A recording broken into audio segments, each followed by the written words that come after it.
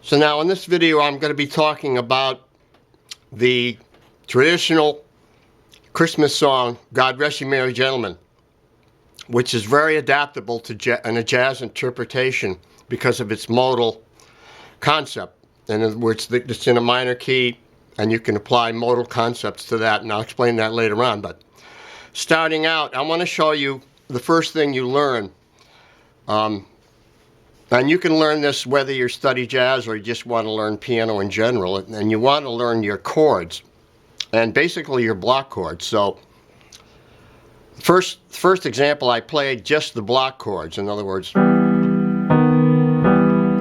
in the left hand, I'm just playing the basic chords. Some of them I'm inverting, but most of them I'm not inverting. I'm playing them in root position because you want to learn them in all the inversions, but you want to start out learning them in root position. So here's how they sound like in root position. That would be the second one, the B chord, an E minor. Actually, a B chord, E minor, B minor, G chord, C, B, E minor, A minor, B. Yeah, see, rather bland sounding, right? So they actually sound better when you divide them between the two hands. And that's what I did in the second example, where I played it more like this.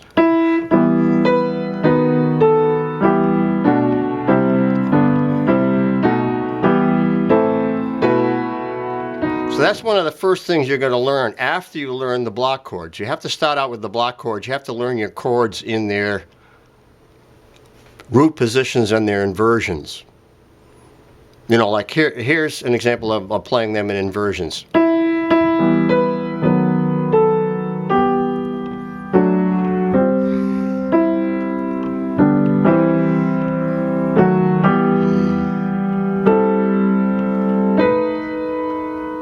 You see, it's a little more versatile, a little more difficult to do, actually.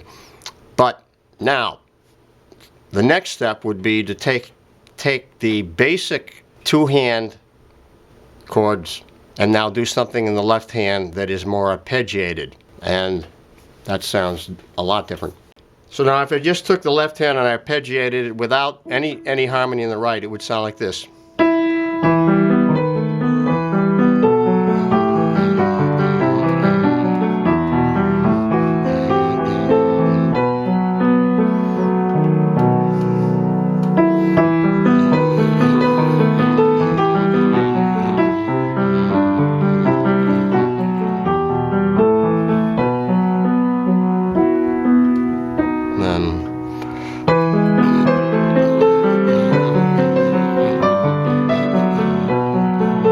Now you learn this in classical music, you know, and you're probably reading it. No, I'm just reading chord symbols. So you see, once you learn your chords and you learn how to arpeggiate them, you know, you learn that's an E minor, but I can arpeggiate it like I can a variety of ways I can arpeggiate it. Now the next chord is B, 7, but I can arpeggiate it like this, you know. I can, the variety, I can arpeggiate them in like 1, 3, 5, one like that.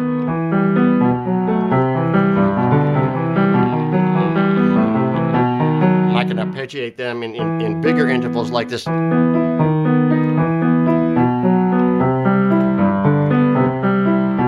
Like tenths. That's what I did on, I think, the fourth variation that I played. I played bigger intervals like.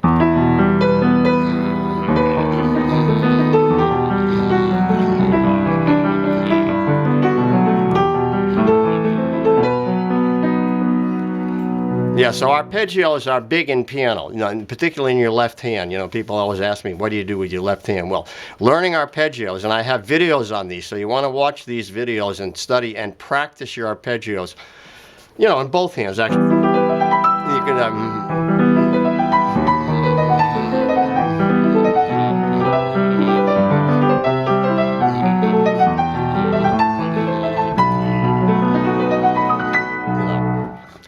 you learn this in classical music or in your basic studies, and you can read the music I'm just using chord symbols. That's what you want to get to do, is you want to get to the point where you can just read chord symbols and you know what to do because you've learned the techniques, and they're all in my videos.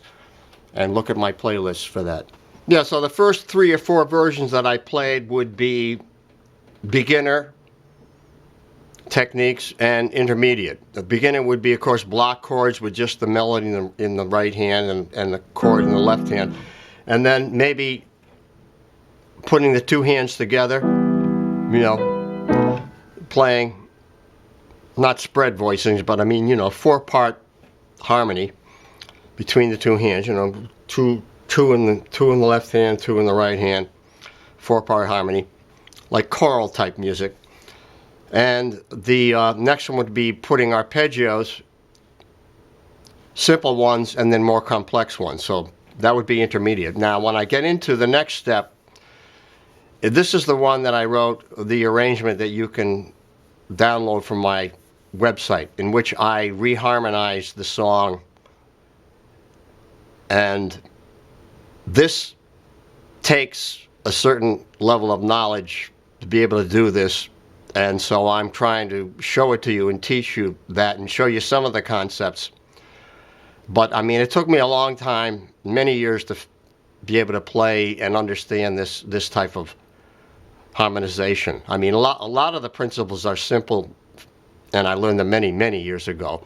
Basically, the tritone substitutes, basically substitute chords, you know, reharmonization of the bass line and that sort of thing. But getting into some of the more involved things, I mean, altering chords and that sort of thing, that becomes something that you begin to hear after years and years of study. But I want to help you to get through that and learn it earlier, not spend all the years that I had to learn this. I'm trying to help you out here so that you will learn it faster. And if you're young, you will learn this pretty fast, I'm sure. So now my special arrangement on God Rest Ye Merry Gentlemen, that involves detailed explanation. I'm going to go into it. I'm not going to spend 2 hours on this, but I'm going to just go into it briefly. And so I just started very simply, and then, so I'm using, you see, simple harmony, just 3 notes. But then I'm going to put in some passing tones within the melody note, you know. Instead of staying on there, I'm going to go, I'm going to go.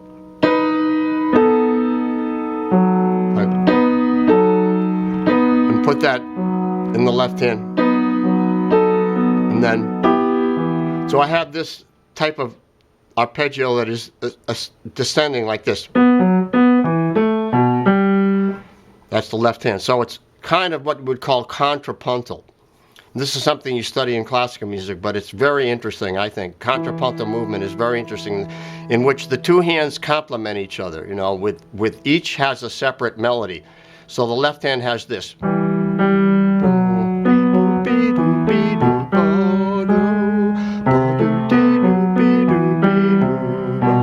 So it's interesting in its own way. You see, you learn this when you study contrapuntal composition or arranging. This is really, I'm really arranging a song. So I have this.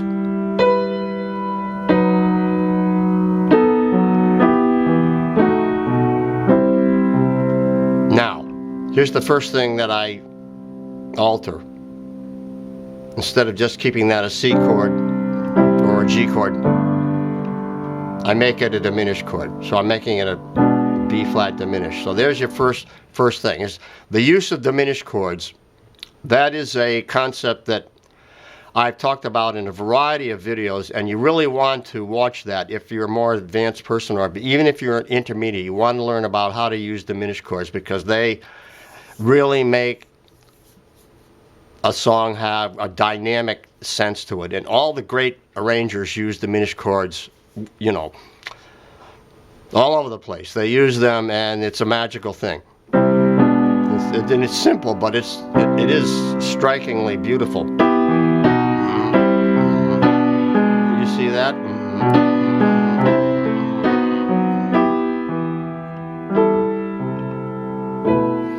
Now there's the first thing. I use the sus chord there. This is the next thing, I think. Instead of just hitting the chord, I hit a sus and then I go to the 9. That's very traditional. But then I use the diminished chord here. Right?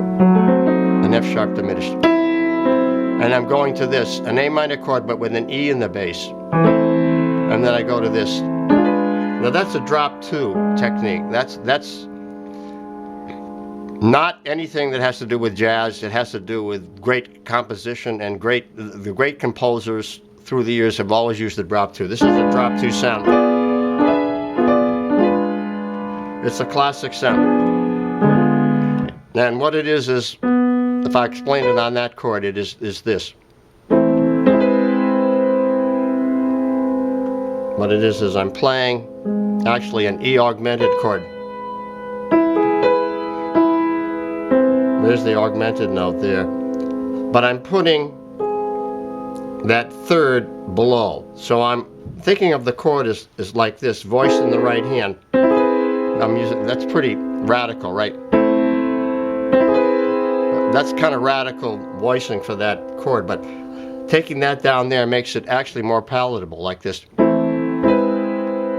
It's a very pretty sound and it's unique. It has a unique sound within itself. It's like, doesn't sound like any other chord you've heard, right? And then to this. Now, that's another unique sounding chord. What is it about it that makes it so interesting? Well, it's a D9. So now, you say, well, how'd you come up with that? Well, you know, I started out with this. Now I went ascending more. Now I'm gonna go descending. I'm gonna descend. Like this. To get to the C, I'm gonna go down the scale to the C. So what you try to do is contrast ascending motion with descending motion. That's one of the tricks of this. And it might be even within the inner harmony like this. The inner harmony goes like this. Listen to that inner harmony against the melody now. See, you're not going to hear that unless your ears are developed. So I'm giving you some secrets here about developing your ears to hear these kind of things. And that's such a beautiful chord because it's that sus chord. Now, what is a sus chord? A sus chord is a suspended fourth. And in classical music, it was suspended over the bar like an amen, you know, kind of thing, sus4. So the sus4 on this one it's that note there. On the D chord, it's that note, and it's going to go to here, like that. Amen, you know. But I'm using it. I'm not resolving it because I'm going somewhere else. But I'm going to use that chord anyway, instead of using this, which is too bland, you know. It's not interesting enough for jazz or for like advanced harmony. And plus it gives me that descending line beautifully there. Now there's another diminished chord. And it's really a D sharp diminished, right? There, should be that note. But it's going to the C major chord. Now I've reharmonized it, so now I have a C major 7th. You haven't heard any major 7ths in this, you know, song up until there. So now you have a modern sound. As soon as you have a major 7, now you have a modern sound. Major 7s were not used so much, maybe more when the Debussy, you know, late 1800s, but anyway. Now the next one is another diminished chord. You know, and originally it was a B chord, like that. Now I'm using A diminished. So now I have another descending line in the left hand. So I had this descending line in the left hand before. And I have this one. So now I have this one. That's an inversion of an E7 for second inversion. Now this next chord is the first use of a tritone substitute right here. Now that's a very jazzy sounding chord. It's approaching from a half step above the A minor chord, and now I make the A minor chord voice like this. See, I want that close harmony in there. 3 notes together, right there together. Now I'm going to have a rising line, so I want to have it crescendo.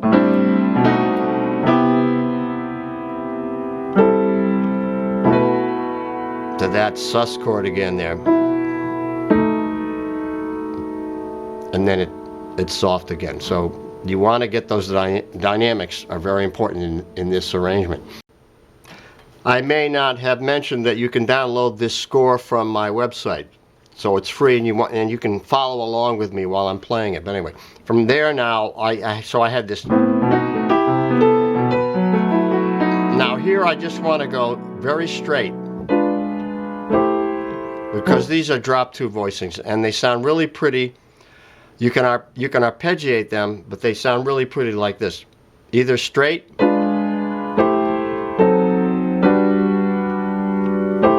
like that. You see? So they're really nice sounding, but you can arpeggiate them and make them even maybe sound better. Now right here I did a 4th voicing. That's the first time I used the 4th voicing. It just felt right to do it there. So so there you have a diminished chord to an A minor, approaching an A minor, then another diminished chord approaching the G major, and now the A minor with the E in the bass, so it's the second inversion, and I put a 4th voicing in there, right? It just sounded right to do it there. You see, 4th, 4th, 4th, and then here, this is another 4th voicing.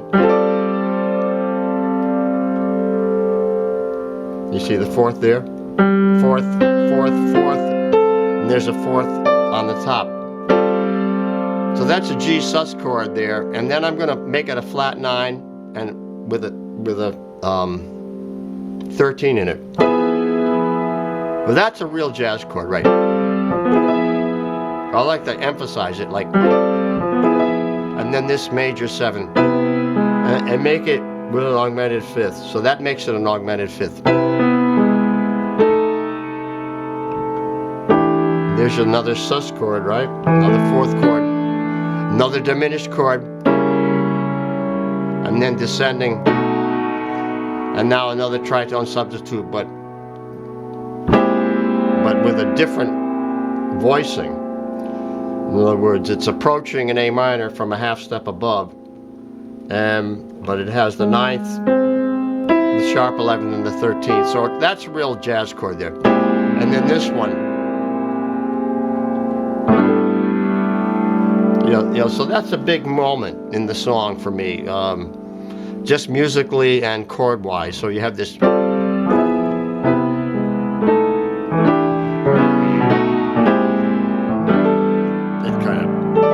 That's a big moment there. So you want a big sounding chord. And that's an A sus with a 9. I've added it there, and then I resolved it, the sus 4.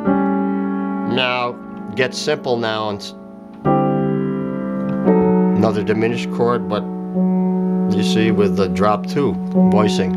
And then these chords, which are drop 2, which are very pretty sounding, I think. And then I did this one. And that's a very unique chord. It's a G chord, but it has the flat 5 in it, the 13, and the 3rd on the top. And I think it's one of those chords that sounds totally beautiful to me. So I'm going to go again.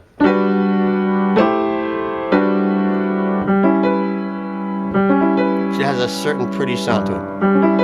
And then this diminished chord again on the F sharp.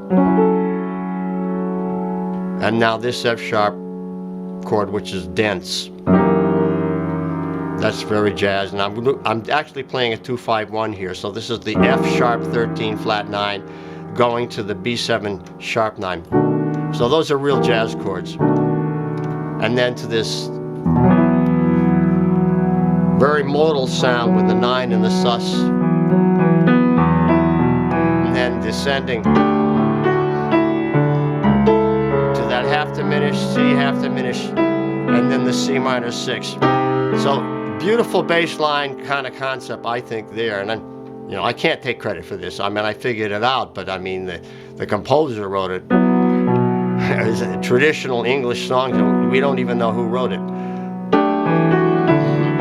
You see, and then I'm going to make a 2-5 there instead of going like, you might expect it to go like this.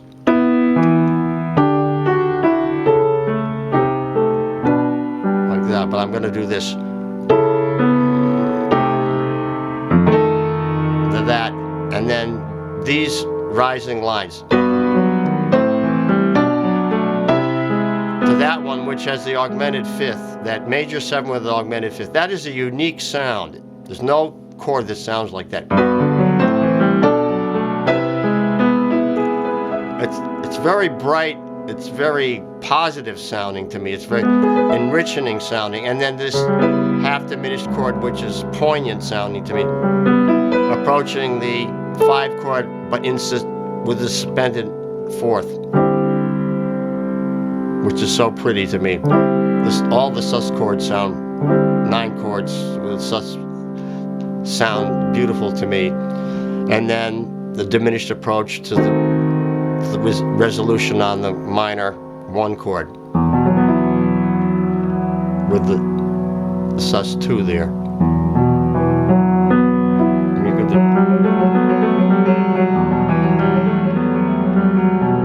So I'm really happy with how this arrangement turned out, and I hope you like it, and I hope you will learn it and learn things from it. So I want to talk a little bit about the jazz version that I did, the jazz swing version that I did.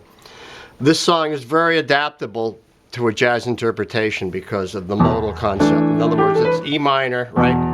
So E minor pentatonic. So that means it's a G major pentatonic, and it is the 1, 2, 3, 4, 5th mode. So I'm starting on an E, and it's this scale. So it even works over the, I went E minor to F major, like a,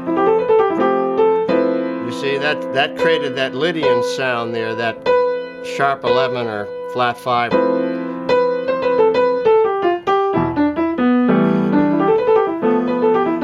You could even think of that as Phrygian. That's Phrygian right there. So now, I'm not going to define these because what Phrygian is and so on. Just hope you know this. If you're advanced, and if you're not, go back to videos that I talk about that. But anyway, so I had that vamp, and I said that's a great thing because it's very much like a Coltrane concept, like My Favorite Things, you know? It's the same kind of thing.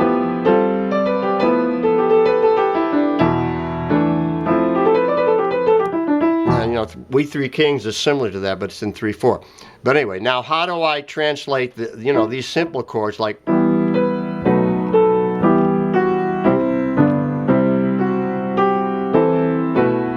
I'm not going to be playing that in a jazz version. Well, no. What I do is my battery died on my camera. Anyway, if you guys knew what a simple setup I have, you'd probably be shocked because you know, most people on YouTube have sophisticated systems and studios and cameras and microphones and amps and all that, and all I have is one little camera that does everything. So I'm old school, and I use an old Canon camera, a PowerShot S95 digital camera, does everything, records the videos and the sound and everything. I don't have mics. I don't have any sophisticated equipment. It's probably why nobody watches me anymore. But anyway, you know, you're a chosen few that are watching me. So I want to go into, I want to continue now with the jazz version. And, you know, you can't use the original chords. too simple. You have to use some kind of a bass line. Now, that's essential to jazz, is a good bass line. Melody is one thing, bass line is two. So melody is the most important thing, bass line is the next most important thing, and then the voicings and the chords and so on, and the reharmonizations and everything else. So what I did was I created a rising bass line for the melody on the first part, like this.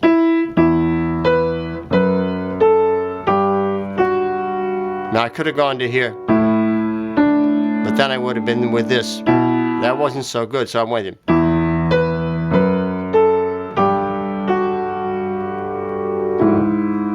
You might say, well, that doesn't sound so good. Well, no, but if I put it with this chord, it's a jazz chord, right? It's an augmented seventh. So I have this.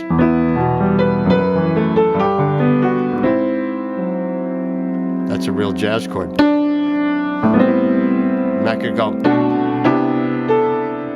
You see, so that rising line in the bass, now that is jazz. Now, the next 4 bars, I don't want to just repeat what I just already played. That'd be boring. So I'm going to do a descending bass line like this. Well, I could have done this, but I did this. Right down the scale.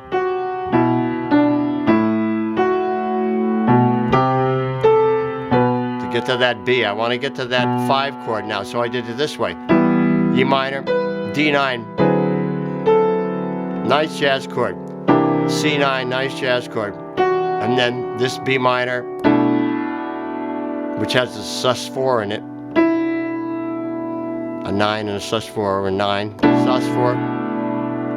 And then to the 2 chord, we're actually in G now. 2 chord. Okay, and there's your 5 of E. E7 becomes now a new 5 of the 2 chord in G. So we're modulating now into the major chord. In other words, the G chord, modulating from E minor to G major. That's very common in all music. So 2, 5, 1. So now here I could go, I did I think, drop 2, but I'm going to do this 2, 5, like that, and then to the 1 in G. Now a tritone substitute, which works beautifully against that chord, melody note,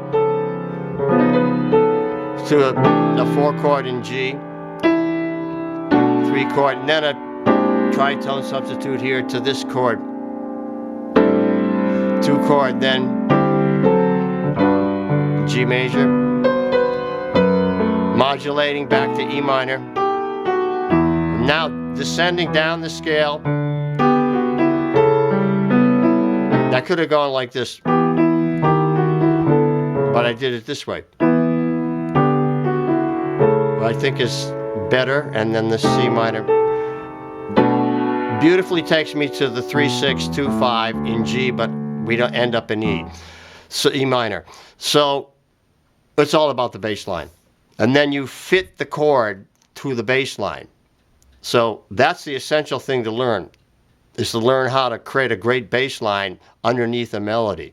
If you learn that, then you're learning reharmonization. Then you can just fit the chord.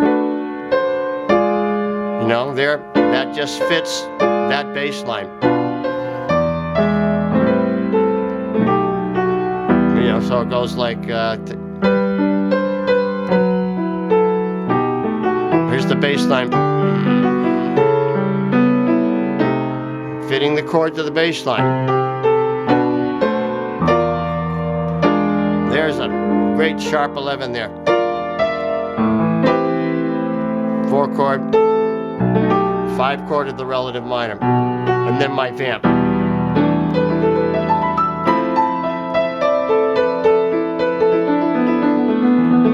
It's so much fun to play this song because you have those divisions between the vamp section, which is very modal, and then where the chords are moving and the bass line is moving, and you have to be, you know, more a little more. It's a little more tricky to play on that part of it. So you have some really interesting challenges playing the jazz version of this, and it's a lot of fun.